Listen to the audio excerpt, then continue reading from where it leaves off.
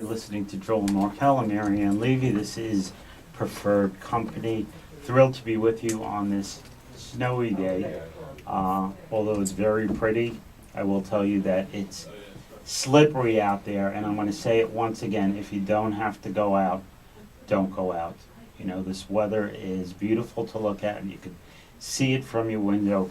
And for our senior listeners, I truly recommend that you stay home on a day like this. There will be plenty of winter days that you can go out and enjoy yourselves. But I, being a younger man, honestly felt that it's a day that people should not be in their cars. And for those who have any kind of trouble walking, not a day to try it out. So it's my advice. I hope you heed my advice. I'm really excited to have two women in the studio today. Laura Guida. Guida. Okay. Laura Guida and Michelle Green Ferranti. Okay, Laura and Michelle. I am thrilled to have both of you here today. I have to tell you that I have known about Hope for Healing for a long time now, and I came across it in the simplest of ways. When I get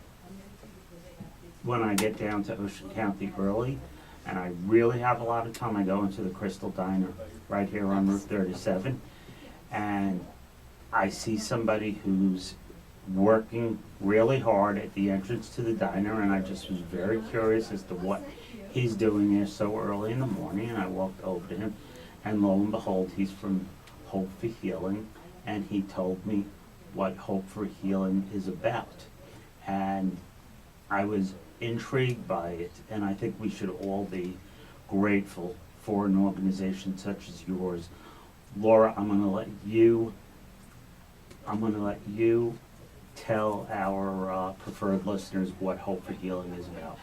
Well, Hope in Healing New Jersey is a program that came about.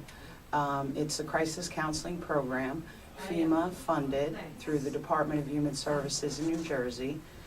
We are out there in the community to provide emotional support and resources to folks as they recover from Superstorm Sandy. You know, as you mentioned, you saw our counselors at the Crystal Diner. We have been anywhere and everywhere in the community that we can get ourselves into.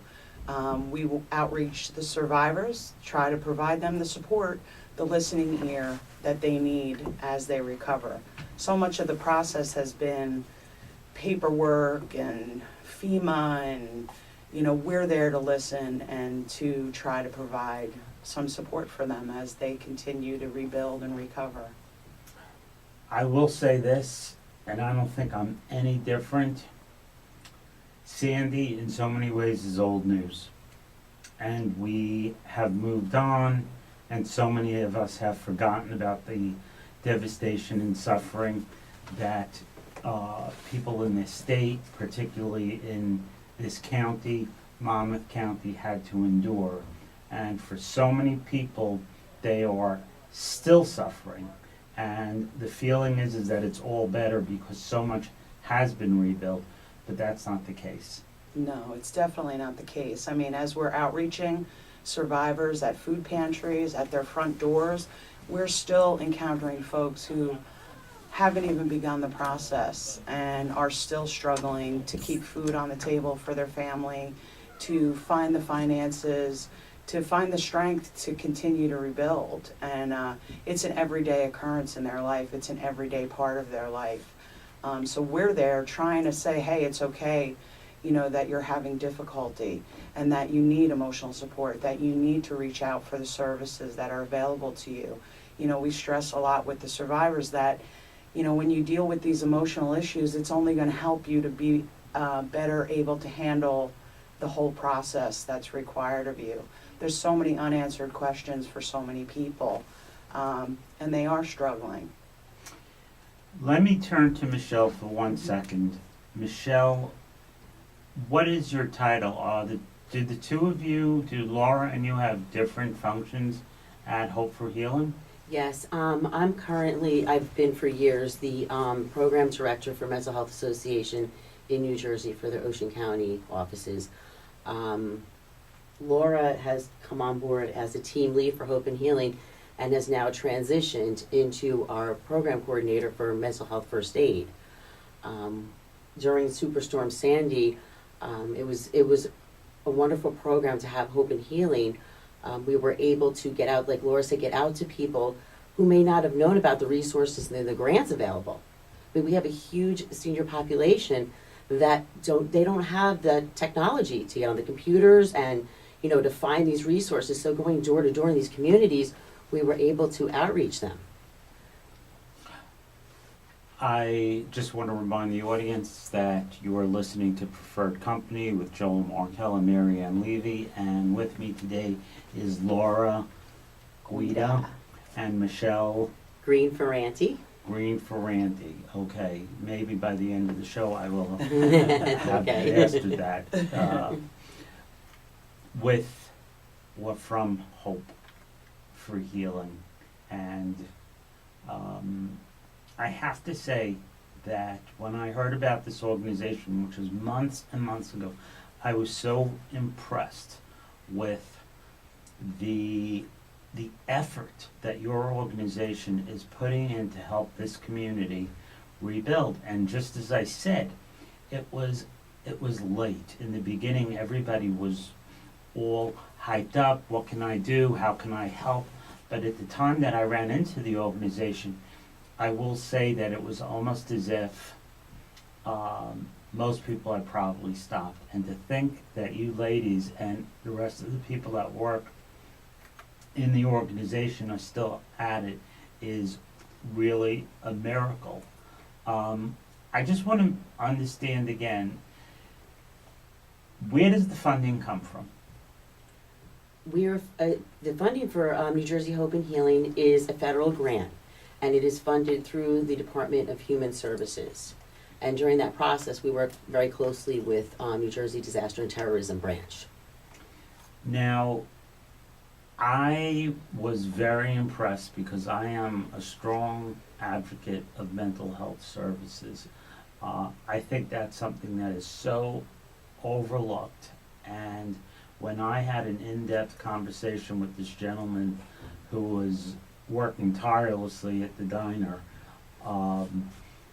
he talked about the mental health services that are available to those who might have gone into some kind of crisis, emotional crisis, as a result of the storm, that they were now suffering from a storm within themselves. Yes. And how does that work? How does Hope for Healing reach, I want to rephrase that, somebody who is having emotional issues ever since Sandy hit? How is it that you provide mental health care? I think since I've been working in Ocean County for quite a few years, we have built relationships with local mental health professionals, the agencies, and there was a lot of grants that came out due to Superstorm Sandy. So we had, information on different services. So what we did was we would refer our survivors to one of those agencies based on, where they live. And, a lot of times you worry because, people are so overwhelmed with paperwork and their feelings, their emotions. Many a times, if our crisis counselors were in the field and they were referring them to mental health services, one of the team leaders, Laura, myself, or we have Marissa as another team leader, would reach out to that survivor to make sure they were able to make that contact, to kind of help move them along to the next step so that they actually receive the services that they desperately need. Now, besides the mental health piece of this, the emotional piece of how the organization helps our community, what else can people approach you for? We've been active in the community, trying to start some support groups at different places, encouraging survivors to come out and help each other through this process. We've also begun a Sandy Wave Riders program, which is a children's program, helping the children in our community deal with traumatic loss and what happened to them during the superstorm. We certainly reach out wherever we can. They can call our hotline. That hotline will be active for probably many years to come.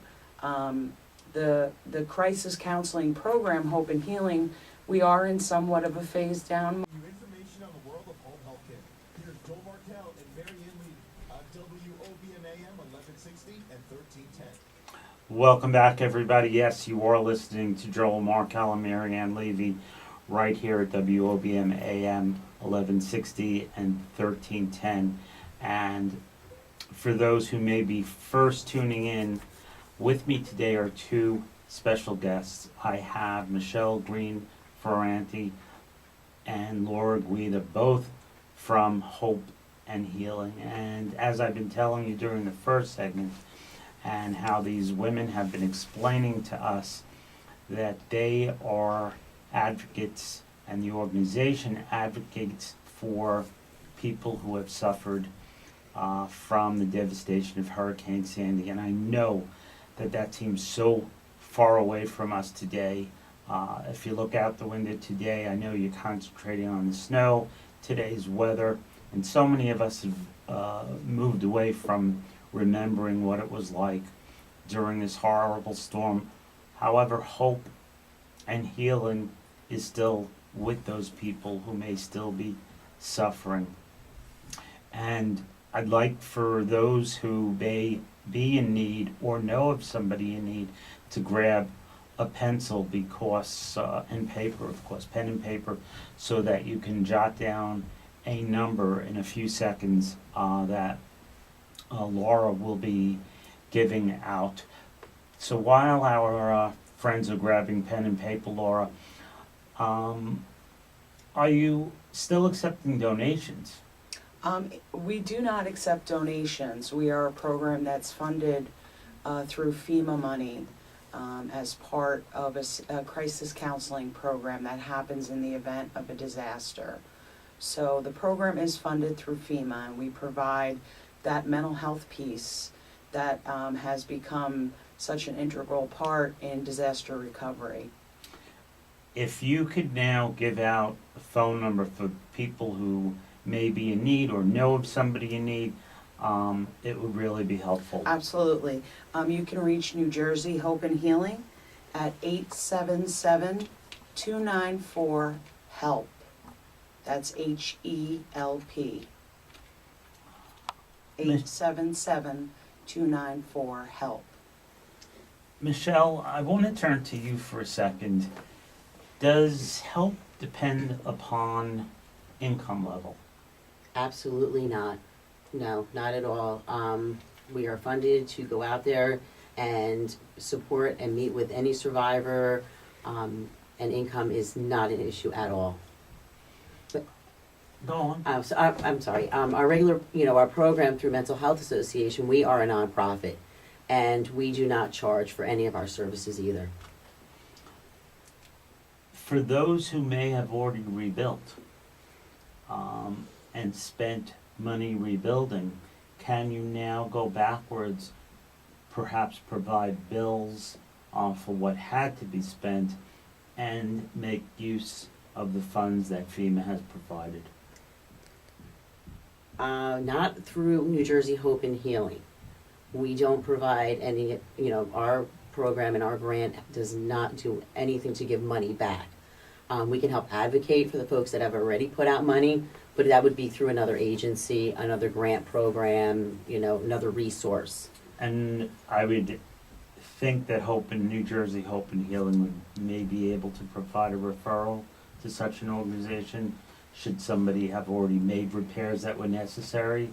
Obviously, if somebody's roof was damaged, they could not have waited till now to have it repaired, but I would think that they may be able to reach out to some organization that may reimburse them for monies that that they may have laid out, at the time of saying, am I right? A key component of our program has been collaboration with other agencies involved in recovery. So we would certainly have the resources to refer folks to folks that can answer the code. But we are trying to promote resiliency amongst the survivors, to link them up to other agencies, to link them up to each other, so that they can continue to recover and provide each other the emotional support that they need. And are you also able to provide care, support to businesses? We provide support to anyone and everyone who needs us. We've spent a lot of our time outreaching in the business community, going into local businesses, providing our pamphlets, our posters, encouraging them to refer people they're seeing. The enormity of Sandy, anywhere that we went, even if someone wasn't directly impacted, everyone we encountered was affected in some way, whether through friends, family, neighbors, acquaintances, business partners. So our services are available to anyone who's in need of some emotional support. You're listening to Preferred Company. I'm Joel Markel with Marianne Levy, and our guests today are Laura Guida and Michelle Green Ferranti. I'm able to read it now. But I'm lucky to have you here today, and are you able to stay with me until after the break? Sure. Sure. Great. Sure, Okay, yes. we'll be back after these messages. Yeah, I wanted to talk about, we have another program coming since the phase down of Hope and Healing. MHA is still here. We're still in the community. We've been here for, I can't tell you how many, 20 years or something. But we have another project that we're working on going forward. So, Okay, great. Yeah. Then we'll get into that as Couple of well. different programs. Before I get into leaving Sandy, what else can I talk about with regard to Sandy? And I'll do a lead into, I'm gonna pull up the phone number for you, the toll-free I don't hotline. remember the number.